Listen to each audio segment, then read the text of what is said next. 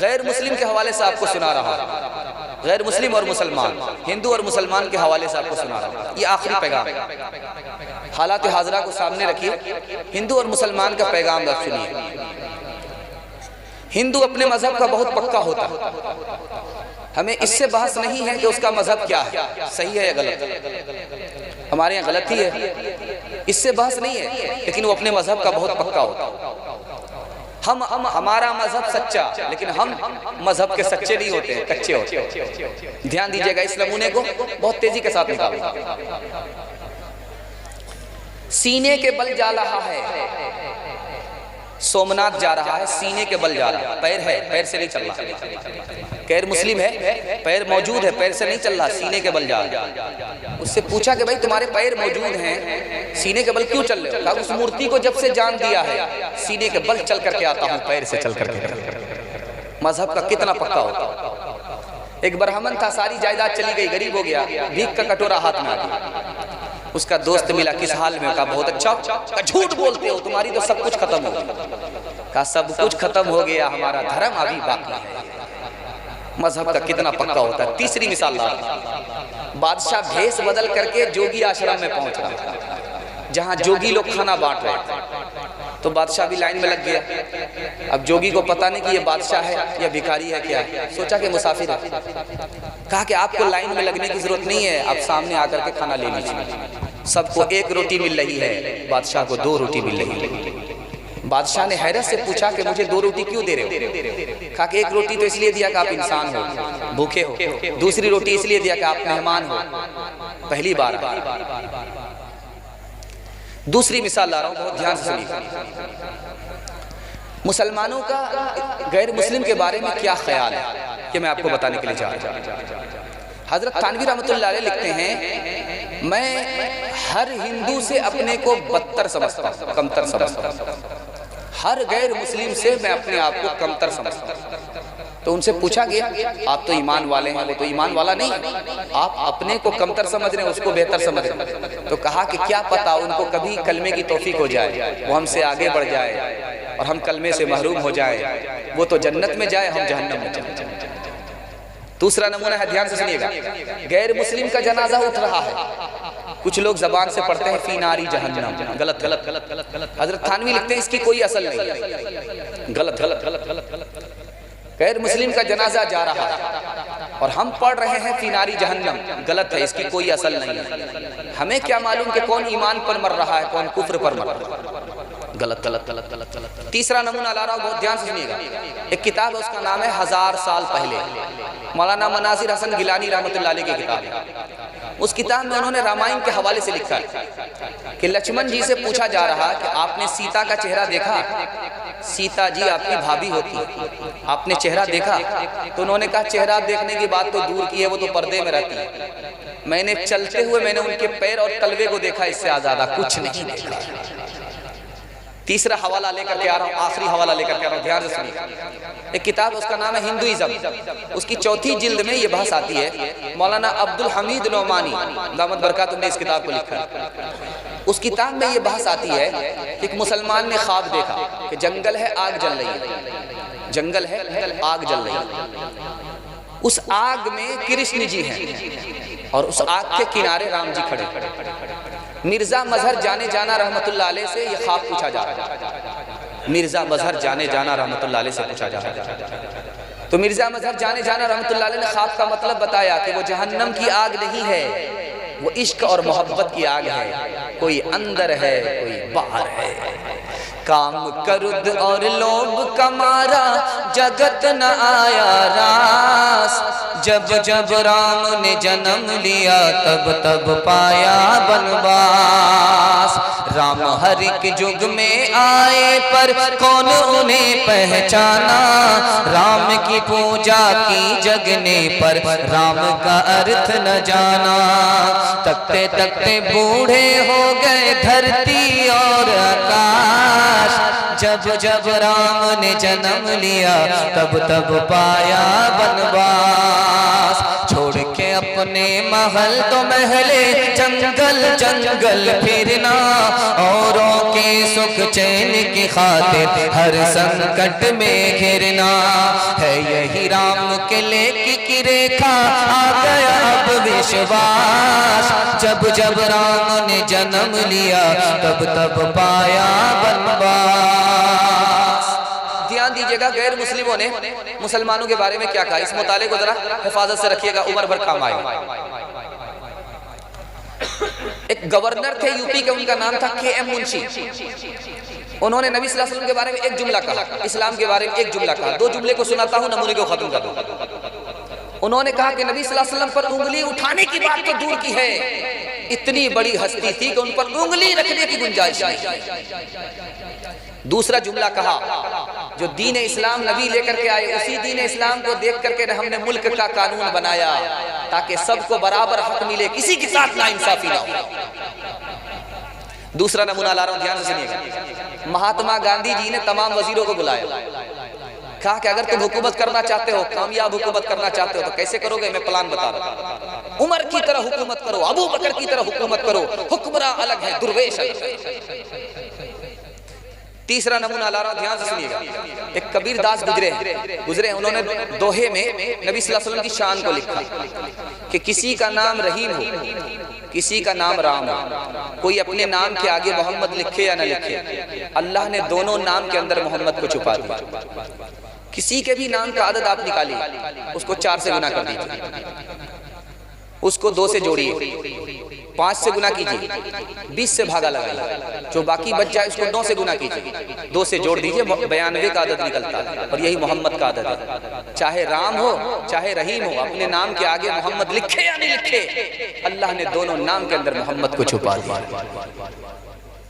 एक दास गुजरे हैं इसी हिंदुस्तान की तारीख में, तुलसीदास। उन्होंने हमारे नबी की शान में 2 जुमला कहा कि हमारे नबी जैसा बच्चा पैदा नहीं हुआ, कभी पैदा नहीं हुआ, न कभी पैदा हो सकता है, न कभी पैदा हो सकेगा।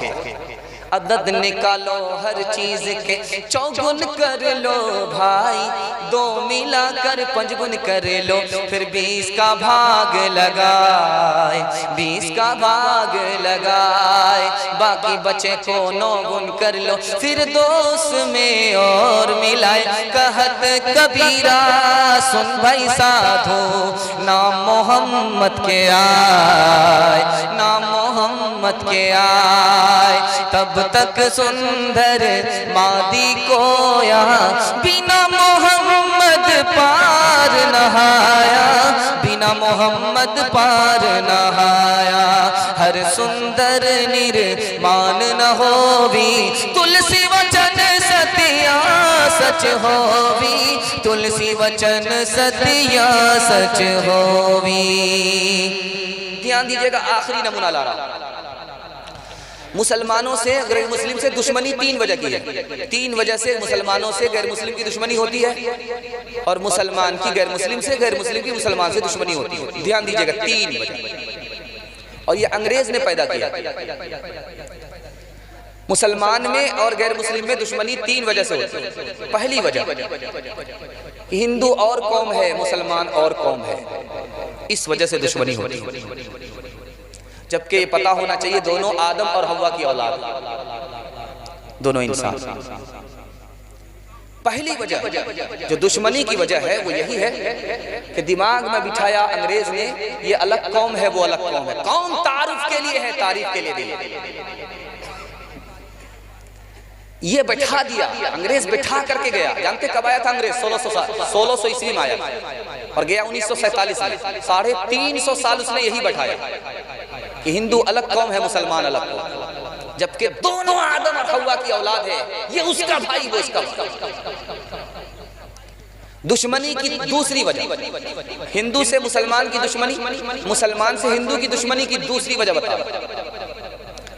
हिंदू की तादाद ज्यादा है, मुसलमान की तादाद कम है, अकलियत और अक्सरियत। इसी बुनियाद पर उसने दुश्मनी की बुनियाद रखी, इसी पर दुश्मनी की उसने बुनियाद रखी। गौर कीजिएगा, ध्यान दीजिए।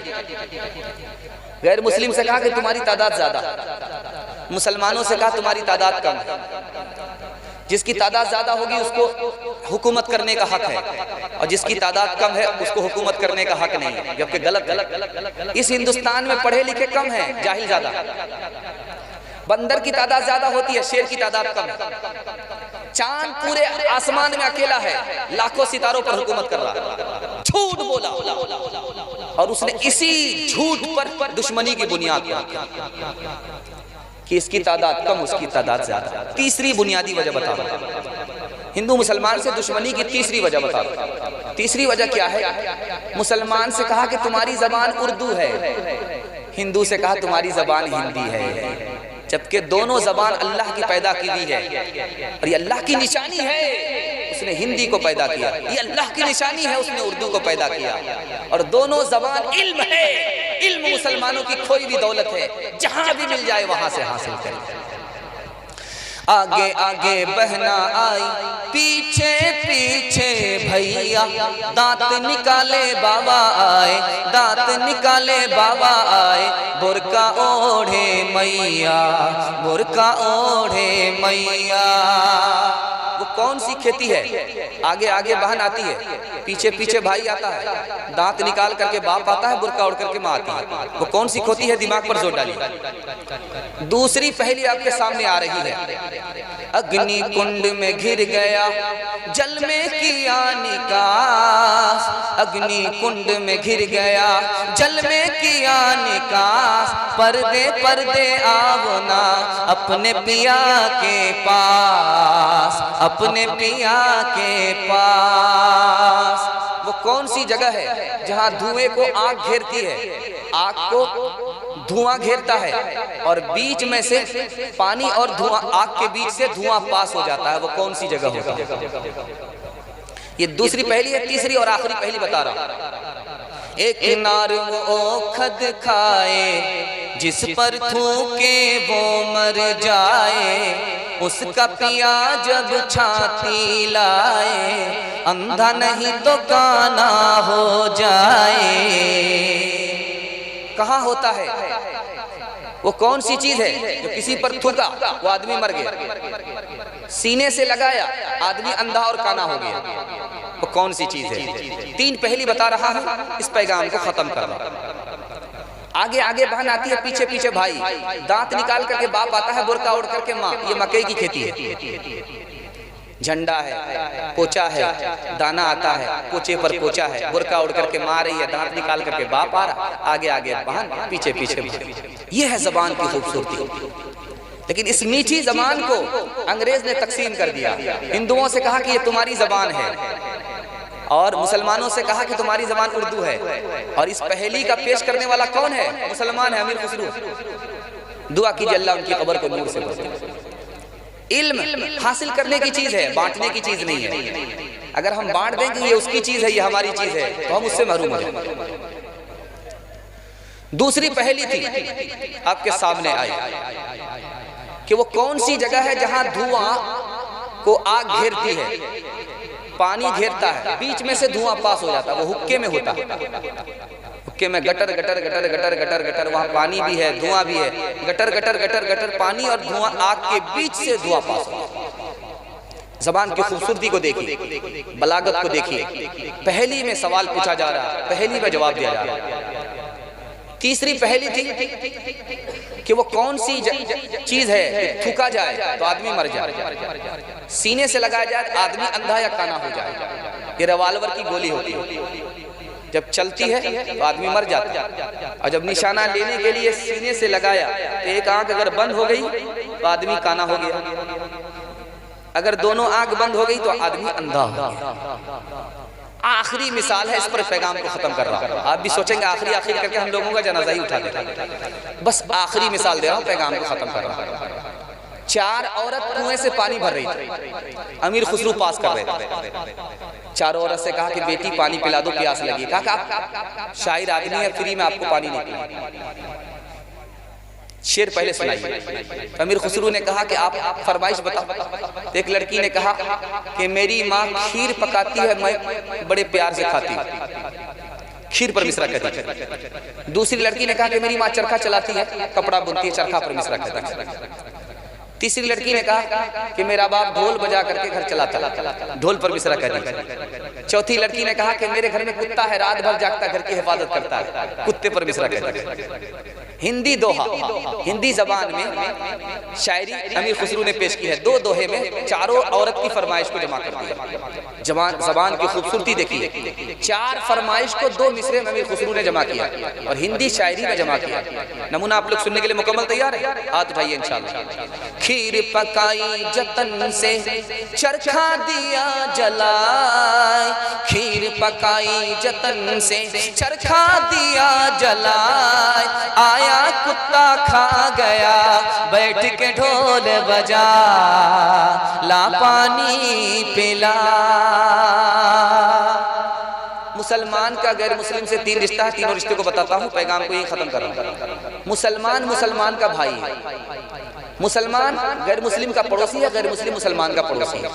तीसरा रिश्ता, मुसलमान हिंदू का दोस्त है और हिंदू मुसलमान का दोस्त है। दोस्ती 4 तरह की होती है, चारों दोस्ती जायज। पहली दोस्ती यह है कि हिंदू हमारे घर आ रहा है, मुसलमान हिंदू के घर जा रहा है, ये दोस्ती जायज। हिंदू मुसलमान के घर आ रहे हैं, खाना खा रहे हैं, और मुसलमान हिंदू के घर जा करके पाक साफ खाना खा रहा है, ये दोस्ती भी जायज। तीसरी दोस्ती है कि हिंदू भाई मुसलमान के घर तोहफा भेज रहा है और मुसलमान हिंदू भाई के घर तोहफा भेज रहा है, ये दोस्ती भी जायज। ये अपने दिल की बात उसको कह देता है, इसके मजहब का नुकसान नहीं, वो दिल की बात इसको कह देता है, इसके मजहब का नुकसान नहीं, ये दोस्ती भी जायज। इंशाल्लाह मिल बाल करके रहेंगे, मेल मोहब्बत से रहेंगे, इख्तलाफ और इंतशार से बचेंगे। हाथ उठा दिए इंशाल्लाह। नफ नफ नफ नफ नफ मालिक ने हर इंसान को इंसान बनाया, हमने उसे हिंदू या मुसलमान बनाया। कुदरत ने तो बख्शी थी हमें एक ही धरती, हमने कहीं भारत कहीं ईरान बनाया। जो तोड़ दे हर बंद वो तूफान बनेगा, इंसान की औलाद है इंसान बनेगा, इंसान की औलाद है इंसान बनेगा। नफरत जो सिखाए वो धर्म तेरा नहीं है, इंसान को जो रो दे वो कदम तेरा नहीं है।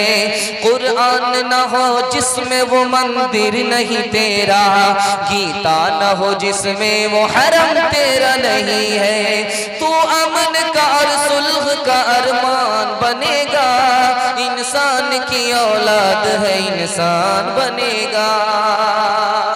इस जलसे को कामयाब करने के लिए आपको 3 वादे देने पड़ेंगे। आपका जलसा कामयाब होगा, आप भी कामयाब होंगे। हाथ उठा दिए इंशाअल्लाह। अल्लाह की इबादत करेंगे इंशाअल्लाह, रसूलुल्लाह की इताअत करेंगे इंशाअल्लाह, मखलूक की खिदमत करेंगे इंशाअल्लाह। अल्लाह सर बुलंद करेगा, आसमान की सरबुलंदी अदा करेगा।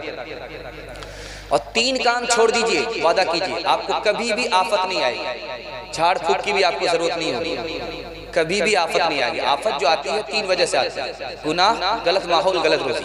हाथ उठा करके वादा कीजिए गुनाह नहीं करेंगे इंशाअल्लाह, गलत नहीं कमाएंगे, गलत माहौल में नहीं जाएंगे। अल्लाह दीन भी बना देगा, दुनिया भी बना देगा। न किताबों से नवाजों से नजर से पैदा, दीन होता है बुजुर्गों की नजर से पैदा। नहीं सीखा इन्होंने दीन रखकर शेख के घर में, पले कॉलेज के चक्कर में, मरे साहब के दफ्तर में थे, केक के चक्कर में तो रोटी भी गई, बड़ी शेख की ताक में थे तो छोटी भी गई, न मानी बात वाइस की, थे पतलून के चक्कर में तो लंगोटी भी गई। वाखिर दावाना अनिल हम्दुलिल्लाहि रब्बिल आलमीन। दुआ कर अल्लाहुम्मा सल्ली अला